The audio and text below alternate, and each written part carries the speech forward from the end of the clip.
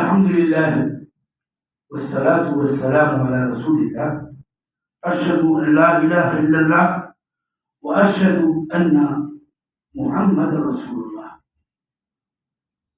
میں آج کی مجلس میں ایک نصیحت کا جملہ آپ کے گوشے گزار کروں گا اور ساتھ ہی ساتھ ایک مسئلے پر ہلکی سی روشنی ڈالوں گا جو ایک عام مسئلہ ہے، عمومی بات ہے. رمضان المبارک کا مہینہ وہ مہینہ جس میں قرآن اتارا گیا. قرآن اللہ کی کتاب ہے، قرآن اللہ کا کلام ہے، قرآن ہی سب سے عظیم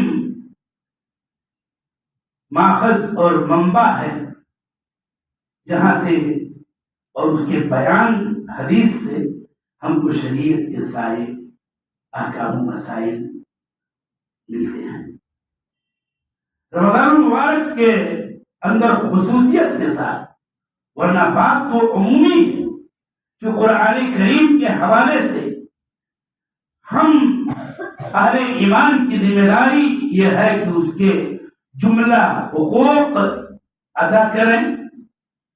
سب کا بیان نہیں، انہی حقوق قرآن میں سے بعض کو میں سرسری آپ کو یاد دلانا چاہتا ہوں. نمبر 1، قرآن آپ سیکھیے، پڑھنا تو جانیے، یہ پہلا حق ہے. اور پھر اس کے بعد بات آتی ہے قرآن سکھانے اور پڑھانے کی. اور معاملہ دیکھیے اللہ کے نبی صلی اللہ علیہ وسلم کی حدیث صحیح روایت کہ خیرکم من تعلم القرآن وعلمہ، تم میں سے بہتر وہ جو قرآن سیکھتا ہے اور قرآن کو سکھاتا ہے. تو اس کا معنی بہت وسیع، لیکن میں ہلکے اور نیچے درجے کے تعلم اور تعلیم کی بات دینا چاہتا ہوں.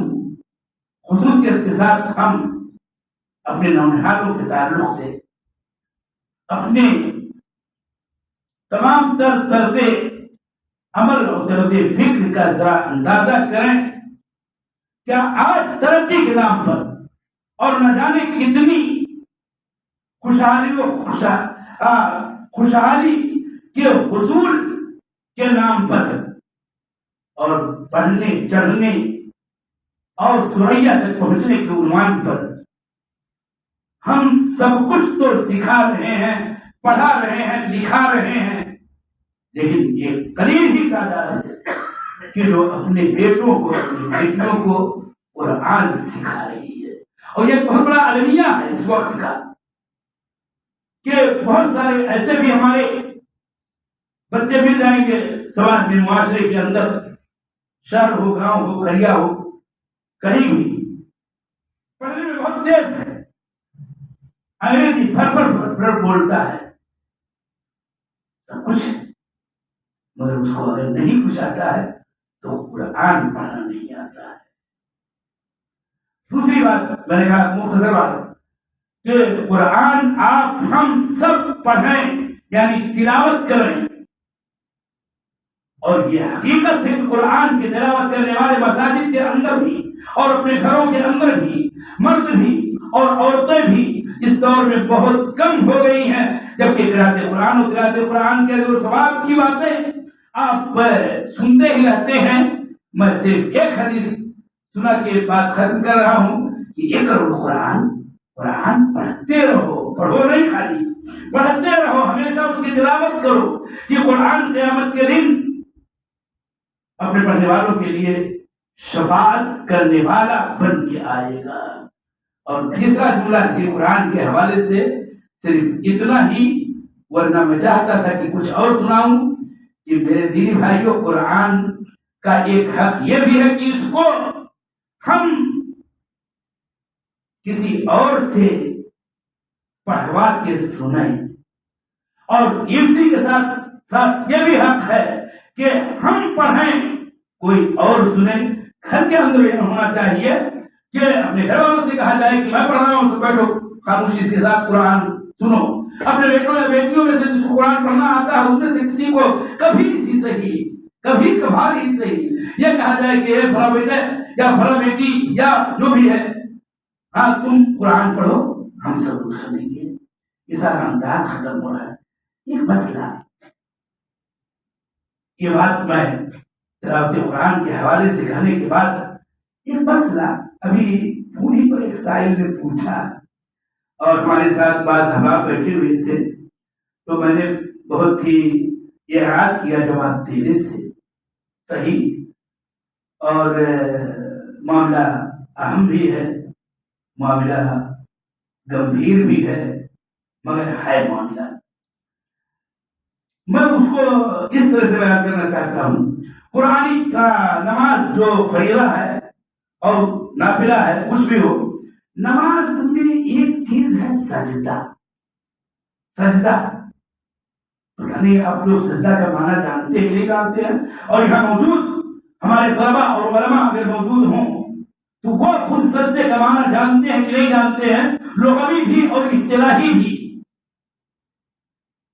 اور میں مختصر بہت کہ سجدہ کہتے ہیں اصل میں زمین پر یہ پیشانی یا آگے کا چہرہ والا حصہ ماتھا جس کو کہتے ہیں, ماتھا زمین پر رکھنا یہ لغوی طور پر سجدہ کہلاتا ہے. اور اصطلاحی اعتبار سے نبی پاک صلی اللہ علیہ وسلم کا بتایا ہوا طریق ہے کہ مثلا رکوع کے بعد جھکتے ہوئے اپنے پیشانی کو اس ناک کو زمین پہ رکھنا ہے, ساتھ ساتھ دونوں ہتھیلیوں کو رکھنا ہے زمین پر, اور اسی طرح سے پیر کی انگلیوں کو بھی زمین ہی پر رہنا ہے. اور یہی وہ 7 ہڈیاں ہیں جس پر نبی مکرم صلی اللہ علیہ وسلم کو سجدے کا حکم دیا گیا ہے, اور آپ ہی ہمارے اسوہ حسنہ ہیں. ہم سب کے لیے یہ حکم ہے کہ سجدہ کریں. مسئلہ آتا ہے کسی بھی شخص کے بیمار ہونے کا, اس کے بھی مسائل ہیں, اور بیمار بھی ہوتا ہے آدمی, اللہ تعالیٰ ہی کے ہاتھ میں مرض و شفا ہے. اگر انسان مریض ہے تو شریعت میں اس کے لیے آسانیاں ہیں, کچھ رخصتیں ہیں اور یسر. میرا پورا دین اسلام بھی سراپا یسر ہے, لیکن وہ یسر ہماری بناوٹی نہیں ہونی چاہیے.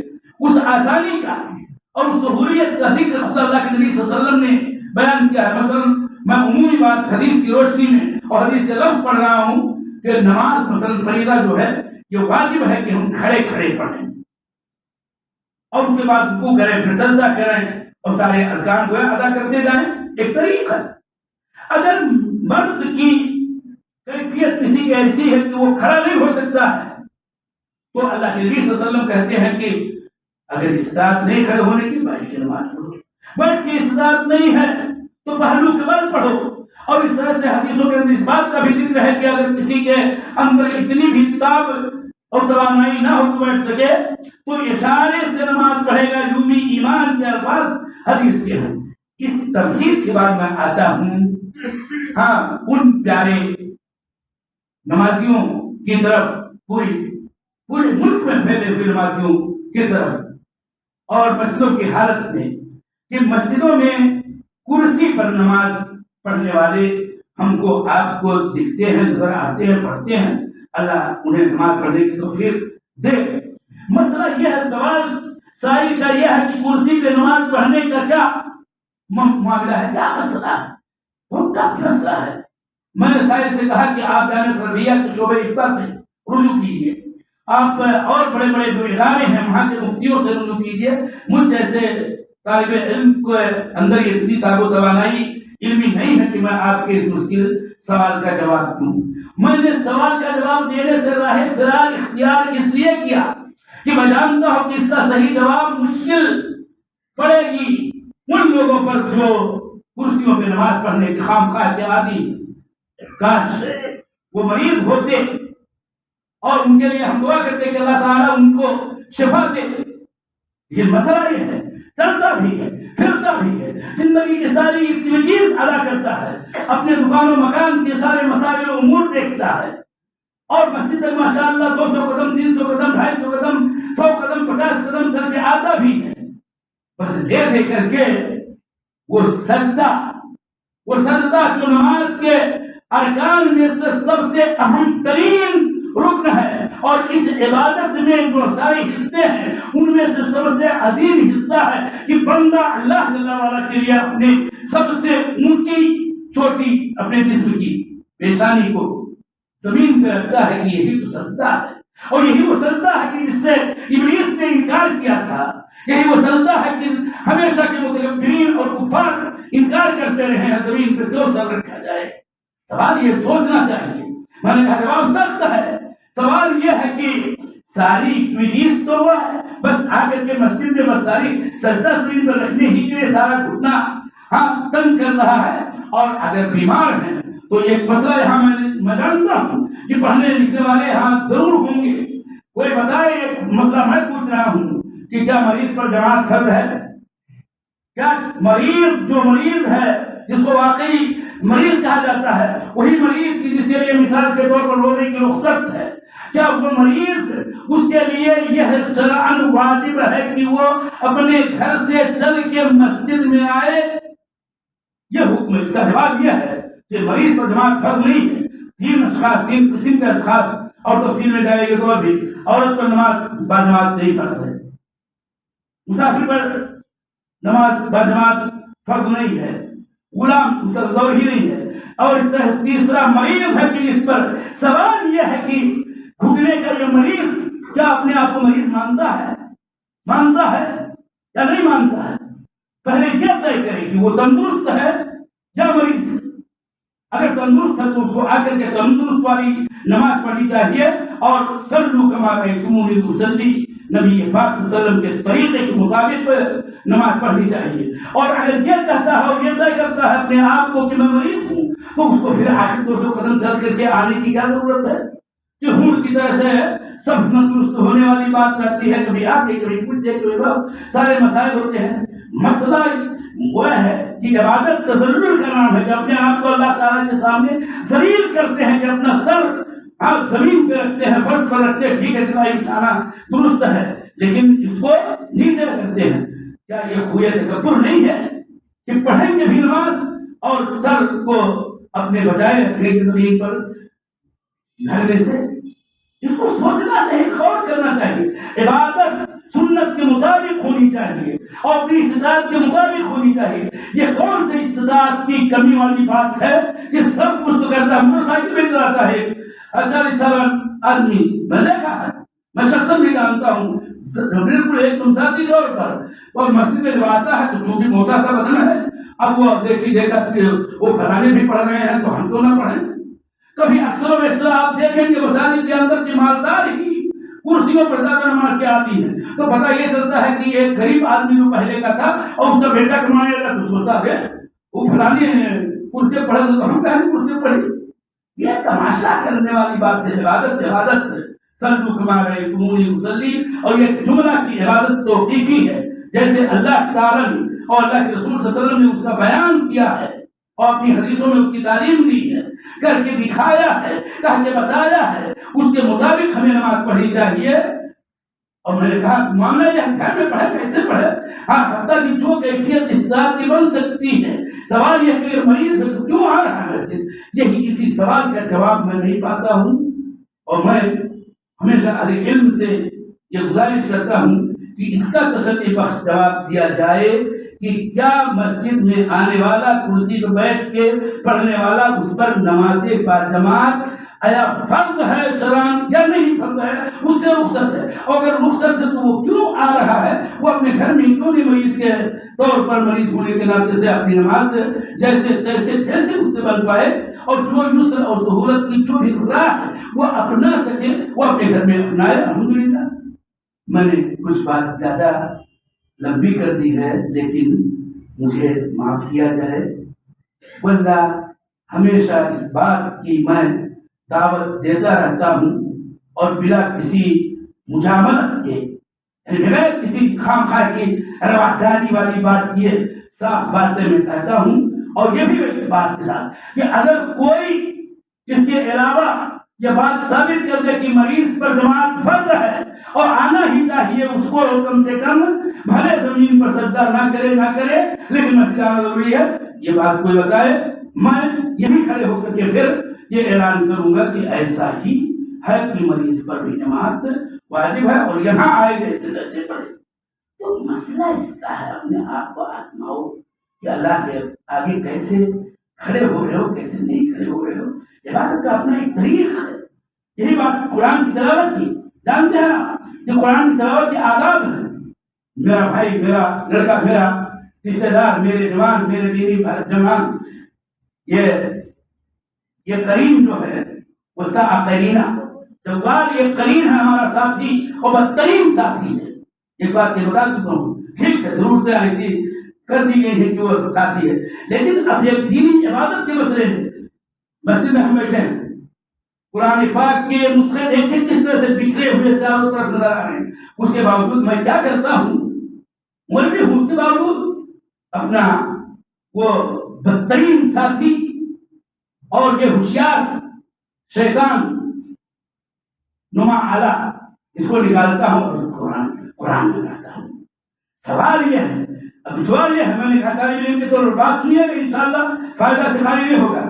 اگر میں اس کو کہوں اور یہ جوال، یہ موبائل، اس کو کہوں، میں سوال کروں آپ سے، عام لوگوں کی بات کر رہا ہوں، یہ کیا ہے، وہ کم سے کم آسان جواب دے گا قرآن شریف ہے، اور اس کو جب میں نکال کر کے کہوں گا یہ کیا ہے، تو اس کو کہنا ہی پڑے گا کہ یہ موبائل ہے، یہ فلاں فون ہے یا فلاں فون ہے فلاں، حتیٰ کہ اگر آئی فون ہمارے جیب میں ہو تو آپ کتنے جواب دیں گے کہ آئی فون ہے، وہ قرآن تو نہیں۔ سوال یہ ہے کہ مسافر ہوتے ہوئے آخر ہم موبائل سے کیوں، دونوں کا فرق ہوا یہی ہے۔ ہاں ٹھیک ہے، اس سے فائدہ کسی مجبوری کا ہے، اپنے کسی ایسے مقام پر ہوں جہاں یہ چیز نہیں میسر ہے اور بھول رہے ہیں یا اور کوئی بات ہے یا تھوڑا سا یاد کرنا چاہتے ہیں یا چلو سفر میں ہیں اور وہ چیز نہیں ہے یہ مسافر، تو ہم اسی سے تھوڑا سا بڑے حالات نہیں، لیکن ہم مسجد میں بیٹھے ہوئے ہیں اور اس کے باوجود وہی اپنا بدترین ساتھی سے کھیلنے والی جو خوب میرے اندر پیدا ہو گئی ہے، کبھی ہو گئی ہے، اس کو میں اس عنوان سے نہیں چھوڑنا چاہتا ہوں۔ تو یہ آداب میں سے ہے، آداب اسلامیہ کا خیال کر کے، یہ عبادت کا خالص مسئلہ ہے قرآن پڑھنا اور مصحف اس کی عظمت ہے، اس کا اکرام، اس کی تکریم، اس کی توقیر واجب ہے، لیکن اس بدترین ساتھی جو ہمارا جوال ہے وہ اس کو ہم لے کے پیشاب خانے میں نہیں جا سکتے، حرام ہے، کبیرہ گناہ ہے، لیکن اس کو کوئی بھی فتویٰ یہ دیتا ہے کہ اس کو نہیں لے جا سکتے۔ تو سوال یہ ہے کہ آخر ٹھیک ہے وہ ایسا آلہ ہے جس میں خیر و شر کی دونوں کی پہلو موجود ہے، لیکن شر بڑا ہے، اس شر کو بقدر حاجہ جس کو کہتے ہیں بقدر ضرورت استعمال کرو وہ الگ بات ہے، لیکن خالص تعبدی مسئلہ تلاوت قرآن پاک مصحف سے پڑھنا، یہ صحف مکرمہ والی جو بات ہے وہ اس کے اندر کہاں پیدا ہوتی ہے، کسی بھی عالم سے آپ پوچھیں۔